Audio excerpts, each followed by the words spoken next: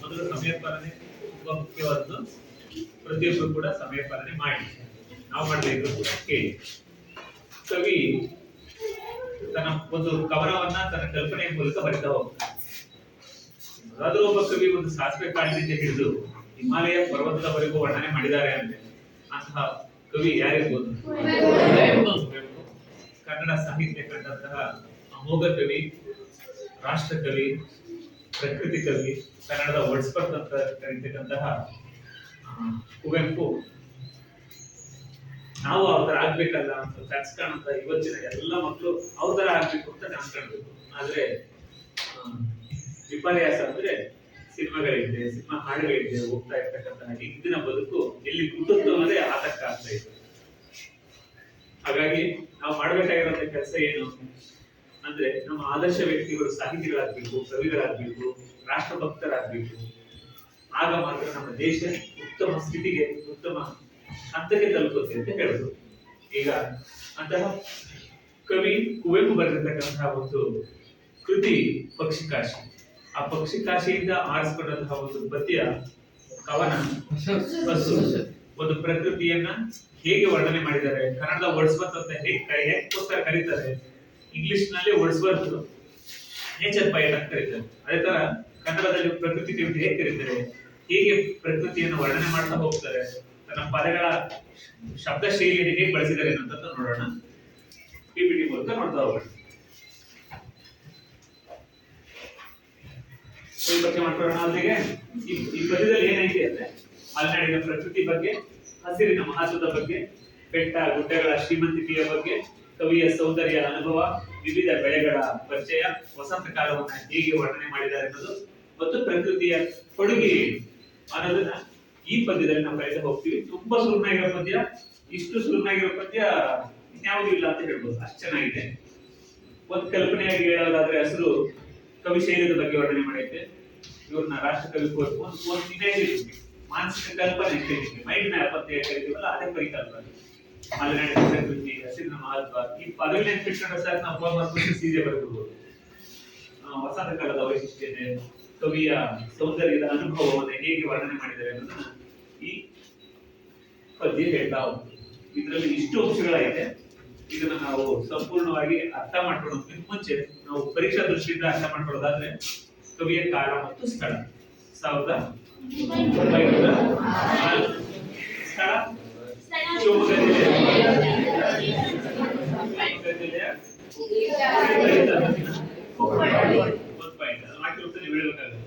Next ಕೃತಿಗಳು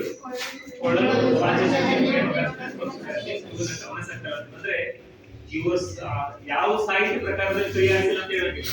ಪ್ರತಿಯೊಂದು ಸಾಹಿತ್ಯ ಪ್ರಕಾರ, ಜೀವನ ಚರಿತ್ರೆ ಇರ್ಬೋದು, ಕಾದಂಬರಿ ಇರ್ಬೋದು, ಕಥೆ, ಮಹಾಕಾವ್ಯ, ನಾಟಕ, ಜೀವನ ಚರಿತ್ರೆ,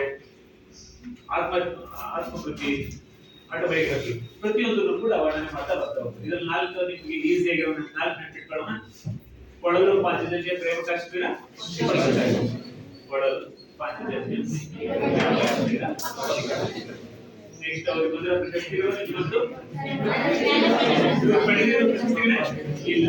ಈ ರೀತಿ ನೆನಪಿಟ್ಕೊಳ್ಳೋಣ. ಜ್ಞಾನಪೀಠ ಪ್ರಶಸ್ತಿ,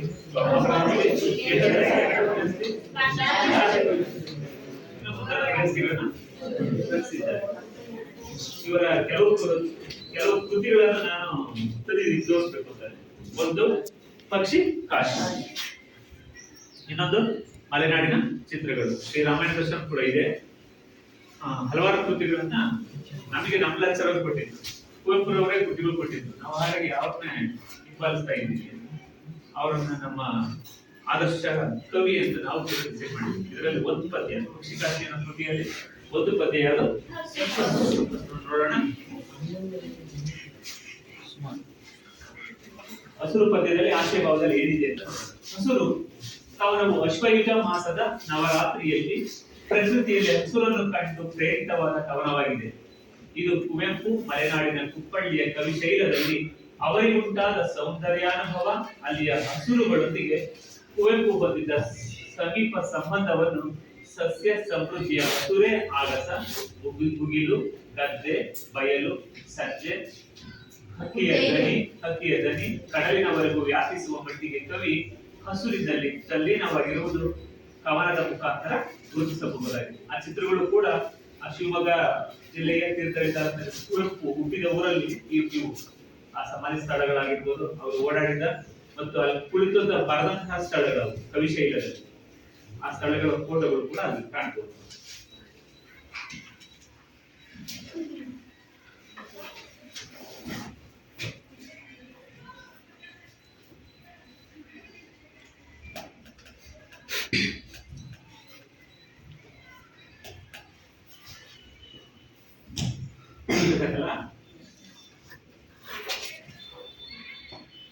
ಪ್ರವೇಶದಲ್ಲಿ ಬಹುತೇಕ ವಿಮರ್ಶಕರು ಕುವೆಂಪುರವರ ಪಕ್ಷಿಕಾಶಿನವರ ಪ್ರಕೃತಿ ಗೀತೆಗಳ ಪ್ರಾತಿನಿಧಿಕ ಸಂಕಲನಕ್ಕೆ ಗುರುತಿಸಿದ್ದಾರೆ. ಪ್ರಾತಿನಿಧಿಕ ಅಂದ್ರೆ ಅವರು ಪ್ರಕೃತಿಯ ಗೀತೆಗಳನ್ನ ಹೇಗೆ ಬರೆದಿದ್ದಾರೆ ಅನ್ನೋದನ್ನ ಒಂದು ಸಿಂಬಲ್ ಸಂಕೇತವಾಗಿ ತೋರಿಸಿದ್ದಾರೆ ಅಂತ ಅರ್ಥ. ಕವಿ ಪ್ರಜ್ಞೆಗೆ ಪ್ರಕೃತಿ ಒಲುಮೆಯೇ ಮುಕ್ತಿಯ ಆನಂದ ಸಾಧನೆಯಾಗುತ್ತದೆ. ಮುಕ್ತಿ ಸಿಗೋದು ಯಾವ್ದ್ರಲ್ಲಿ ಅಂದ್ರೆ ಪ್ರಕೃತಿಯ ವರ್ಣನೆ ಅಂತ. ಒಬ್ಬರೇ ಒಟ್ಟಿಯಾಗಿ ನಿಶಬ್ದದ ಸ್ಥಳದಲ್ಲಿ ಕೂಡಿದಾಗ ಕಣ್ಮುಚ್ಚಿದಾಗ ನಿಮ್ಗೆ ಗೊತ್ತಾಗುತ್ತೆ ಆ ಪ್ರಕೃತಿಯ ರಸಾನುಭವ ಏನು ಅಂತ.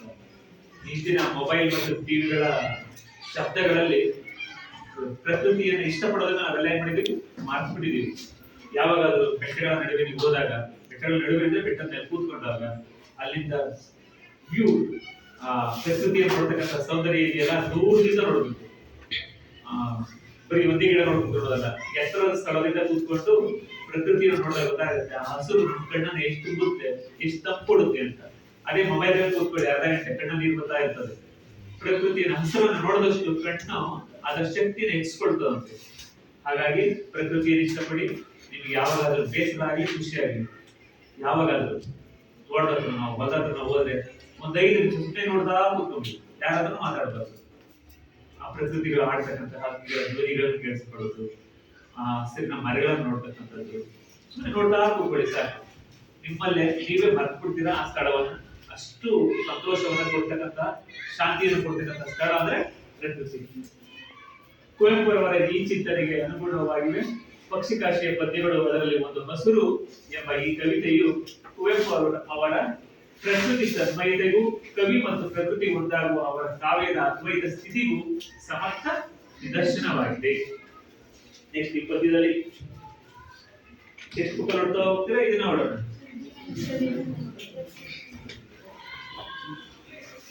ಓಕೆ, ಮೊದಲ ಸ್ಟಾರ್ಟ್ ತುಂಬಾ ಈಸಿ ಇದೆ, ಹಂಗೆ ನೋಡ್ತಾ ಹೋಗೋಣ. ನವರಾತ್ರಿಯ ನವಧಾತ್ರಿಯ ಈ ಶ್ಯಾಮಲ ವನಜಿಯಲ್ಲಿ ಹಸುರಾದುದು ಕವಿಯಾತ್ಮ ರಸಪಾನ ಸ್ನಾನದಲ್ಲಿ. ಹಸುರಾಗಸ ಹಸುರು ಮುಗಿಲು ಹಸುರು ಗದ್ದೆಯ ಬಯಲು ಹಸುರಿನ ಮಲೆ ಹಸುರು ಕಣಿವೆ ಹಸುರು ಸಂಜೆ ಈ ಬಿಸಿಲು. ಮೊದಲ ಸ್ಟಾಂತ. ಆಮೇಲೆ ಅರ್ಥ ನೋಡ್ಕೊಳ್ಳೋಣ. ಎರಡು ಸ್ಟಾಂತ ಆಯ್ತು. ಇನ್ನೆರಡು ಸ್ಟಾಂತ ನೆಕ್ಸ್ಟ್ ಅಲ್ಲಿ ಐತೆ. ಅಶ್ವೀಜದ ಶಾಲಿವನದ ಗಿಳಿಯದೆ ಬಣ್ಣದ ನೋಟ ಅದರೆಡೆಯಲ್ಲಿ ಬನದಂಚಲಿ ಕೋನೆ ವೆತ್ತಡಗೆಯ ತೋಟ. ಅದು ಹುಲ್ಲಿನ ಮಕಮಲ್ಲಿನ ಹೊಸ ಪಚ್ಚೆಯ ಜಮಖಾನೆ ಪಸರಿಸಿದ್ದಿರೆ ಮೈ ಮುಚ್ಚಿರೆ ಬೇರೆ ಬಣ್ಣವನೇ ಕಾಣೆ.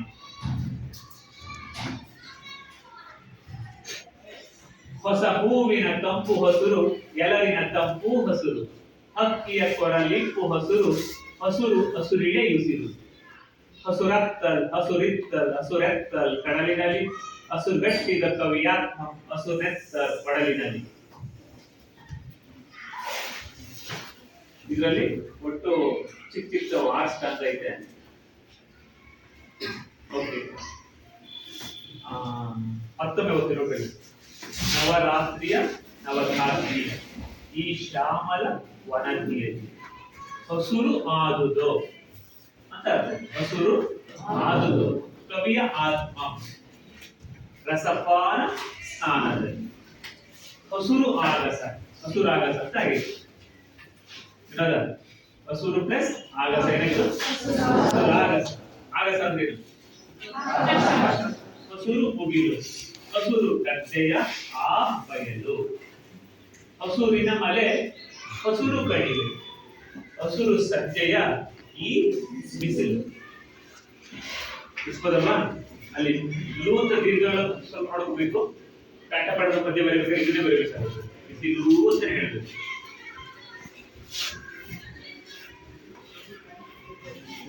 ಅಶ್ವೀಜದ ಅಶ್ವೀಜ ಅಂತ ಹೇಳ್ತಾರೆ, ಅಶ್ವಯುಜ ಮಾಸ ಅಂತ ಹೆಸರು.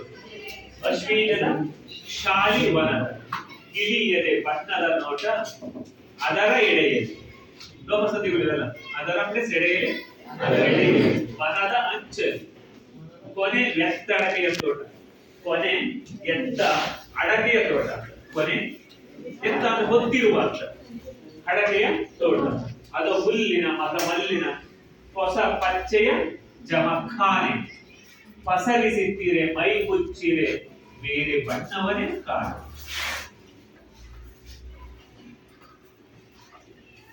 ಹೊಸ ಹೂವಿನ ತಂಪು ಹಸುರು, ಎಲರಿನ ತಂಪು ಹಸುರು, ಹಕ್ಕಿಯ ಕೊರಳ ಹಿಪ್ಪು ಅಂತ ಕೊರಳಲ್ಲಿ ಬರ್ತಕ್ಕಂತಹ ಧ್ವನಿ, ಕೊರಳ ಹಿಪ್ಪು ಹಸುರು.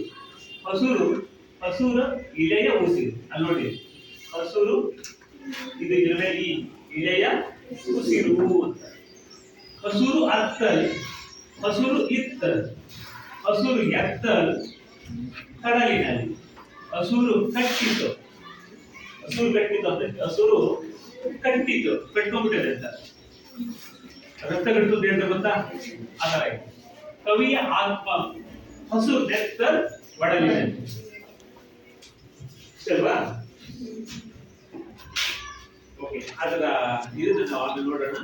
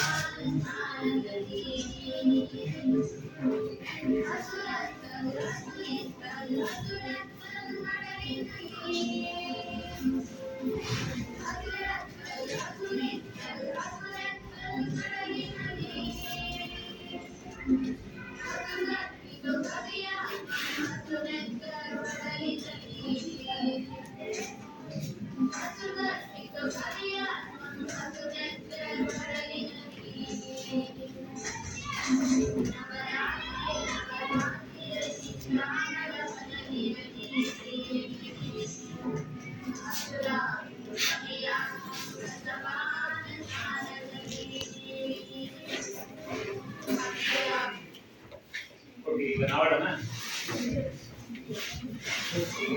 ಎಲ್ಲ ಮುಗಿಸ್ತೀವಿ, ಎಲ್ಲ ಸೇರ್ಕೊಂಡು ಆಡೋಣ. ಅಲ್ಲ ಕಲ್ಬಿಡಿ. ಓಕೆ, ಮುಗಿಸಲು ಹೋಗ್ತಿದ್ದೀರಾ? 1 2 3 ಸ್ಟಾರ್ಟ್.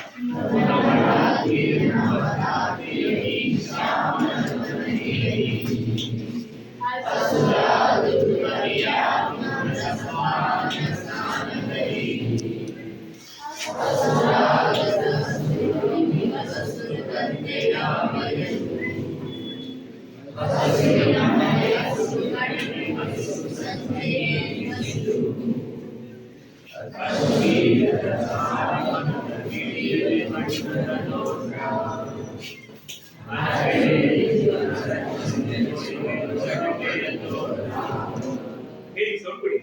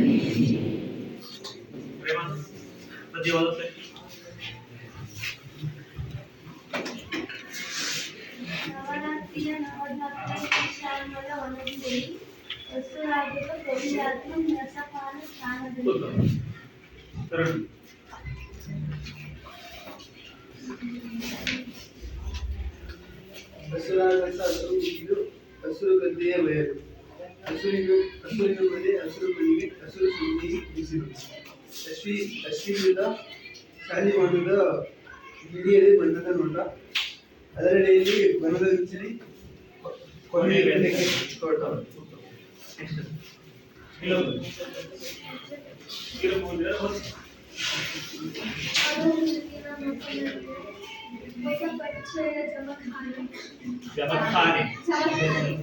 ಪಸರಿಸಿ ತಿರೆ ಮೈ ಮುಚ್ಚಿರೆ ಬೇರೆ ಬಣ್ಣವೇ ಕಾಣೆ, ಹೊಸ ಹೂವಿನ ಕಪ್ಪು ಹಸುರು, ಎಳನಿನ ತಂಪು ಹಸುರು, ಹಕ್ಕಿಯ ಕೊಲರಿಂಪು ಹಸುರು, ಹಸುರು ಹಸುರು ಹಸುರು ಇರೆ ಇರೆ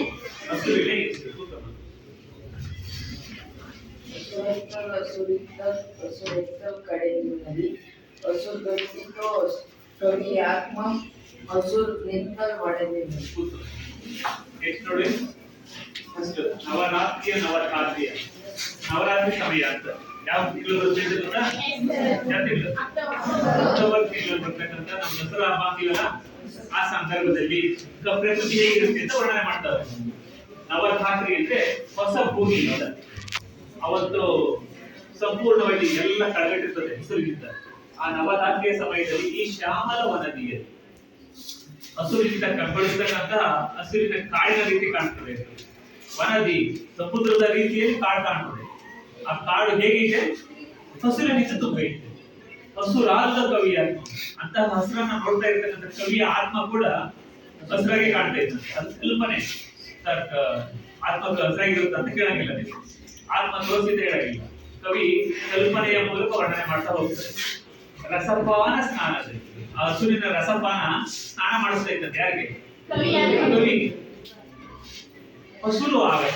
ಆಗಸ ನೋಡಿದ ಮೇಲೆ ಸಾಮಾನ್ಯವಾಗಿ ಸಹಜವಾಗಿರೋ ನೀಲಿ ಬಣ್ಣ ಅಲ್ವಾ, ಆಕಾಶ ನೀಲಿ ಬಣ್ಣ ಅಂತ ಕರಿತೀವಿ. ಆದ್ರೆ ಇಲ್ಲಿ ಯಾವ ಬಣ್ಣದಲ್ಲಿದೆ? ಹಸಿರು ಬಣ್ಣದಲ್ಲಿ. ಮುಗಿಲು ಮೋಡಗಳು ಕೂಡ ಹಸಿರು ಗದ್ದೆ. ಹಸಿರು ಗದ್ದೆ. ಗದ್ದೆ ಕಾಮನ ಸಹಜವಾಗಿ ಹಸಿರು ಬಣ್ಣದಲ್ಲಿ ಹಸುರಿಂದ ಹೊಳಿತಾ ಇರುತ್ತೆ. ಆಮೇಲೆ ಗದ್ದೆಯ ಬಯಲು ಹಸಿರಿಂದಾಗಿದೆ. ಹಸುರಿನ ಮಲೆ, ಪರ್ವತಗಳು ನೋಡ್ತಾರೆ, ಬೆಟ್ಟ ಗುಡ್ಡಗಳು ನೋಡ್ತಾರೆ, ಅದು ಕೂಡ ಹಸಿರ ಕಾಣ್ತಾ ಇದೆ. ಕಣಿವೆಗಳು ನೋಡ್ತಾರೆ, ಎರಡು ಬೆಟ್ಟಗಳ ನಡುವೆ ಇರೋ ಜಾಗನ ಅದು ಕೂಡ ಹಸಿರ ಕಾಣ್ತಾ ಇದೆ. ಹಸುರು ಸಂಜೆಯ ಬಿಸಿಲು. ಅವತ್ತು ಕವಿ ಬರಿಬೇಕಾದ್ರೆ ಸಂಜೆ ಬಿಸಿಲು, ಸಂಜೆ ಒಳಗೂ ಸಮಯದಲ್ಲಿ ಕೂತಾರೆ, ಆಚೆ ನೋಡ್ತಾರೆ, ಆ ಬಿಸಿಲು ಕೂಡ ಹೇಗೆ ಕಾಣ್ತಾ ಇದೆ. ಇದನ್ನ ಎರಡು ಮಾತು ಕೇಳ್ತಾರೆ, ಎಲ್ಲೆಲ್ಲಿ ಕವಿ ಹಸುರನ್ನು ಕಂಡರು ಅಂತ ಕೇಳ್ತಾರೆ. ಈ ಸಹಜವಾಗಿ ಇದನ್ನ ಬರೀಬಹುದು. ಅಶ್ವಯುಜ ಮಾಸದಲ್ಲಿ ಶಾಲಿವನ, ಶಾಲಿ ಅಂದ್ರೆ ಭತ್ತ, ಭತ್ತದ ಗದ್ದೆ ಅಂತ ಅಷ್ಟೇ. ಹೇಗೆ ಕಾಣ್ತೈತೆ? ಅಶ್ವಯುಜ ಮಾಸದಲ್ಲಿ ಗದ್ದೆಯ ಬಣ್ಣ ಹೇಗೆ ಅಂತ ಕೇಳ್ತಾರೆ. ಗಿಳಿಯದೇ ಬಣ್ಣ. ಗಿಳಿ ಯಾವ ಬಣ್ಣದಲ್ಲಿ ಇರುತ್ತೆ? ಗಿಳಿ ಅಂತ ಕೇಳ್ತಾರಲ್ವಾ, ಆ ಬಣ್ಣದಲ್ಲಿ ಇರುತ್ತೆ. ಅದರ ಎಳೆಯಲ್ಲಿ ಆ ಗದ್ದೆಯ ಪಕ್ಕದಲ್ಲಿ ಏನಿದೆ? ವನ. ವನ ಅಂದ್ರೆ ಇದು ಕಾಡು. ಕಾಡನ್ನ ಅಂಚಲ್ಲಿ ಏನ್ ಕಾಣ್ತಿದೆ? ಕೊನೆ ಅಂದ್ರೆ ಕೊನೆ ಅಂತ. ಎತ್ತ ಅಂದ್ರೆ ಹೊತ್ತಿರುವ ಅಡಕೆ ತೋಟ. ಕೊನೆ ಹೊತ್ತಿರುವಂತಹ ಅಡಕೆ ತೋಟ ಐತೆ. ಅದು ಹುಲ್ಲಿನ, ಅಲ್ಲಿ ನೋಡಿ, ಅದೋ ಅವ್ರು ಹೇಳ್ತಾರೆ, ನಾವ್ ಹೇಳ್ತೀವಲ್ಲ ನೋಡೋ ಅಂತ ಹೇಳ್ತೀವಲ್ಲ, ಆ ರೀತಿ ಅದೋ ಹುಲ್ಲಿನ ಮತ ಮಲ್ಲಿನ ಹೊಸ ಪಚ್ಚೆಯ ಜಮಕಾರಿ. ಆ ಹುಲ್ಲಿನ ಹಸಿರು ಭೂಮಿ ಮೇಲೆ ಹರಿರದ ಹೆಂಗ್ ಕಾಣ್ತಿದೆ? ಜಪ್ತಾನ ಆಸೆ ಇದೆನೋ, ಹಸಿರು ಜಪ್ತಾನ ಆಸೆ ಇದೆನೋ ಅಂತ ಕಾಣ್ತಾ ಇರ್ತದೆ. ಪಸರಿಸಿ ತೀರೆ ಮೈ ಮುಚ್ಚಿದೆ, ಅದು ಹರಡಿಕೊಂಡು, ತೀರೆ ಅಂದ್ರೆ ಭೂಮಿ ಇರ್ತಾರೆ, ಅದು ಹರಡಿಕೊಂಡು ಹಸಿರು ಇಡೀ ಭೂಮಿಯನ್ನ ಆವರಿಸ್ಕೊಂಡಿದೆ. ಅಲ್ಲಿ ಬೇರೆ ಬಣ್ಣವನ್ನೇ. ಕವಿಗೆ ಯಾವ ಬಣ್ಣನೂ ಕಾಣ್ತಾ ಇಲ್ಲ, ಕಾಣ್ತಾ ಇರೋದೇ ಒಂದೇ ಬಣ್ಣ. ಯಾವುದು? ಹಸಿರು ಬಣ್ಣ. ನೆಕ್ಸ್ಟ್ ಹೊಸ ಹೂವಿನ ಕಂಪು ಹಸಿರು. ಆ ಕಡೆ ಒಂದು ಹೂವು ಮೊಗ್ಗಾಗಿ ಹೂವಾಗಿ ಬಂದೇ ಇದೆ, ಅದು ಕೂಡ ಹೇಗೆ ಕಾಣ್ತೈತೆ? ಹೂಕ ಹೊಸ ಕಾಣ್ತಿಲ್ಲ, ಹೊಸ ಹೂವಿನ ಕಪ್ಪು. ಕಪ್ಪು ಸುವಾಸನೆ, ಹೂವಿನ ಸುಗಂಧ, ಅದು ಕೂಡ ಹಸಿರಾಗೈತದೆ. ಎಲ್ಲರಿನ ಕಪ್ಪು ಹಸಿರು. ಎಲ್ಲ ಅಂದ್ರೆ ಗಾಳಿ, ಆ ಗಾಳಿ ಕೂಡ ಬೀಸೋ ಗಾಳಿ ಕೂಡ ಹಸಿರಾಗೈತೆ. ಹಕ್ಕಿಯ ಕೊರಳ ಇಂಪು, ಹಕ್ಕಿಯ ಧ್ವನಿ ಕೂಡ ಹಸಿರಾಗೈತೆ. ಹಸುರು, ಹಸುರು ಇಳೆಯ ಉಸಿರು. ಈ ಭೂಮಿಯ ಉಸಿರು ಯಾವುದು? ಹಸಿರು ಇದ್ರೆ ಆಮ್ಲಜನಕ ಇರುತ್ತೆ ಅಂತ ಅರ್ಥ. ಹಸಿರು ಇದ್ರೆ ನಾವೆಲ್ಲ ಬದುಕಿರ್ತೀವಿ. ಹಸಿರು ಇಲ್ಲದ ಜಾಗದಲ್ಲಿ ಮರುಭೂಮಿಯಲ್ಲಿ ಹೋದ್ರೆ ನಾವು ಬದುಕಕ್ಕೆ ಕಷ್ಟ ಆಗುತ್ತೆ. ಮಳೆ ಇರಲ್ಲ, ಗಾಳಿ ಇರಲ್ಲ, ಏನಿರಲ್ಲ. ಹಸುರಿತ್ತಲ್. ಎತ್ತ ನೋಡಿದ್ರು ಇತ್ತ ನೋಡು, ಅತ್ತ ನೋಡು, ಎತ್ತ ನೋಡಿದ್ರು ಹಸುರು ಎತ್ತಲ್ ಕಡಲಿನಲ್ಲಿ. ಈ ಹಸುರಿನ ಕಡಲಲ್ಲಿ ನೀವು ಎತ್ತ ನೋಡಿದ್ರು ಹಸಿರೇ ಇರುತ್ತೆ. ಹಸುರು ಕಟ್ಟಿದ್ದು, ಹಸುರು ಕಟ್ಟಿಬಿಟ್ಟಿದೆ ಕವಿಯ ಆತ್ಮ. ನಾವು ಬಿದ್ದಾಗ ರಕ್ತಗಟ್ಟಿರ್ತದೆ, ರಕ್ತಗಟ್ಟ ನೋಡಪ್ಪ ಅಂತ ಹೇಳ್ತೀವಿ. ಅಲ್ಲಿ ಇಲ್ಲಿ ಕವಿಯ ಆತ್ಮದಲ್ಲಿ ಏನು ಕಟ್ಟಿದ್ದೆ? ಆಮೇಲೆ ಇಟ್ಟು ಬಿಡಲ್ಲ ಅವರು. ರಕ್ತ ಎತ್ತರು ಅಂದ್ರೆ ರಕ್ತ ಯಾವ ಬಣ್ಣದಲ್ಲಿ ಐತೆ? ಸಹಜವಾಗಿರೋದು ಕೆಂಪು. ಕವಿಯ ಕಲ್ಪನೆಯ ವರ್ಣನೆ ನೋಡ್ರಿ. ಹಸು ಕಟ್ಟಿದ್ದು ಕವಿಯ ಆತ್ಮ, ಹಸು ನೆತ್ತ ಒಡಲಿದೆ. ಆ ಕವಿಯ ರಕ್ತ ಕೂಡ ಹಸಿರು ಕಟ್ಟಿದೆ, ಹಸಿರಾಗೈತೆ ಅಂತ ಹೇಳ್ತಾರೆ. ಇಷ್ಟು ಈ ಪದ್ಯದಲ್ಲಿ ಬರ್ತಕ್ಕಂತಹ ಹಸುರಿನ ಬಗ್ಗೆ ಇರ್ತಕ್ಕಂಥ ವರ್ಣನೆ. ಇದರಲ್ಲಿ ಯಾವ್ದಾದ್ರು ಅಂತ ಅರ್ಥ ಆಗಿಲ್ಲ ಮತ್ತೆ ಕೇಳಿ. ಓಕೆ, ಈಗ ಈ ಕಡೆ ವಾಪಸ್ ಹೋಗ್ತೀನಿ. ನಾನು ಎರಡು ಪ್ರಶ್ನೆ ಕೇಳ್ತೀನಿ. ಹಕ್ಕಿಯ ಕೊರಳಲ್ಲಿ ಇರುವ ಧ್ವನಿ ಯಾವ ಬಣ್ಣದಲ್ಲಿದೆ ಎಂದು ಕವಿ ವರ್ಣಿಸಿದ್ದಾರೆ. ನಾನು ಕೇಳಿದ್ರೆ ಹೇಳ್ತೀನಿ, ಗೂಗಲ್ ಹೇಳಿರ್ತೀನಿ. ಕವಿಯ ರಕ್ತ ಹಸಿರು ಬಣ್ಣದಿಂದ ಕೂಡಿದ್ದು, ಹಸಿರು ಕಟ್ಟಿರುವ ಕವಿಯ ಅಂಗ ಯಾವುದು? ಪವನ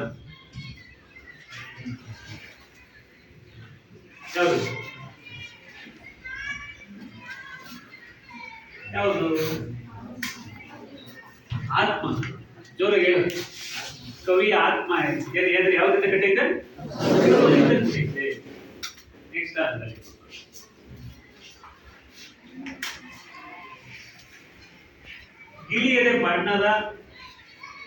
ಗಿಳಿಯದೆ ಬಣ್ಣದಿಂದ ಕೂಡಿರುವ ಪ್ರಕೃತಿಯ ತಾಣ ಯಾವುದು? ಪ್ರಕೃತಿಯ ಸ್ಥಳ ಯಾವುದು? ರೂಪಶ್ರೀ, ಹಸಿರು ಬಣ್ಣ ಗೊತ್ತು, ಯಾವ ಸ್ಥಳ ಅದು?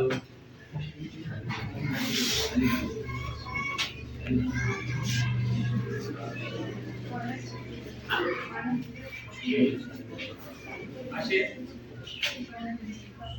ನೋಡಲಿ ಯಾವುದು?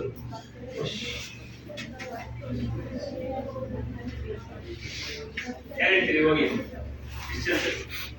ಹೇಳುವ. ಶಾಲಿವನ ಅಂದ್ರೆ ಭತ್ತದ ಗದ್ದೆ ಗಿಳಿಯ ಎದೆಯ ಬಣ್ಣದಿಂದ ಕೂಡಿದೆ ಅಷ್ಟೇ. ನೆಕ್ಸ್ಟ್, ಜಮಖಾನೆ ಹಾಸಿದಂತೆ ಕಾಣುತ್ತಿರುವುದು ಏನು? ಜಮಖಾನೆ ಹಾಸಿದಂತೆ ಕಾಣುತ್ತದೆ. ಖುಷಿ ಹೇಳಬಹುದು. ಹೊಸ ಹಸಿರಿನ ತಾಣ, ಹಸಿರಿನ ಹುಲ್ಲು ಹಾಸಿರೋದು. ಹಸಿರಿನ ಹುಲ್ಲು ಯಾಕಂತೈತೆ? ಜಮಖಾನೆ ಹಾಸಿದಂತೆ ಕಾಣುತ್ತೆ.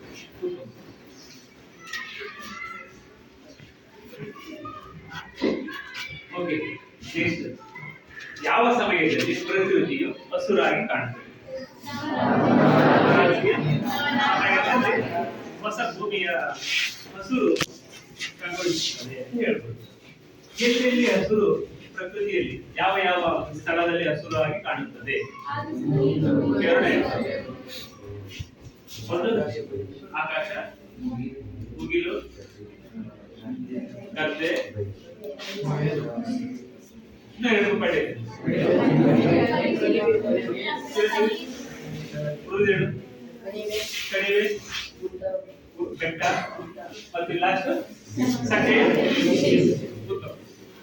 ಓಕೆ, ಈ ಪದ್ಯದಲ್ಲಿ ನಿಮಗೆ ನಾನು ಹೊಸ ಪದ್ಯ ಅಂತ ಹೊಸ ಪಾಲ್ಗೊ ಹೇಳೋದಂದ್ರೆ ಶ್ಯಾಮಲ ಅಂದ್ರೆ ಕಪ್ಪು, ಅದು ನೋಡೋದ್ರಲ್ಲಿ ಆಗಸ ಆಕಾಶ, ಮನದಿಂದ ಸಮುದ್ರ, ಮಲೆ ಅಂದ್ರೆ ಬೆಟ್ಟ, ನವರಾತ್ರಿ ಹೊಸದಾಗಿ ಕಾಣುವ ಭೂಮಿ. ಇದರಲ್ಲಿ ಹೇಳೋದಾದ್ರೆ ಅಶ್ವಿನಿ ಚೈತ್ರ ಮಾಸದ ಕೊನೆಯಲ್ಲಿ ಬರ್ತಕ್ಕಂಥ ಅಶ್ವಯುಜ ಮಾಸ. ಶಾಲಿವನ ಅಂದ್ರೆ ಕೊನೆ ಅಂದ್ರೆ ಕೊನೆ ಅಂತ ಅರ್ಥ. ಮಕಮಲ್ಲು ಅಂದ್ರೆ ನಯವಾದ ಬಟ್ಟೆ, ರೇಷ್ಮೆ ಬಟ್ಟೆ ತರ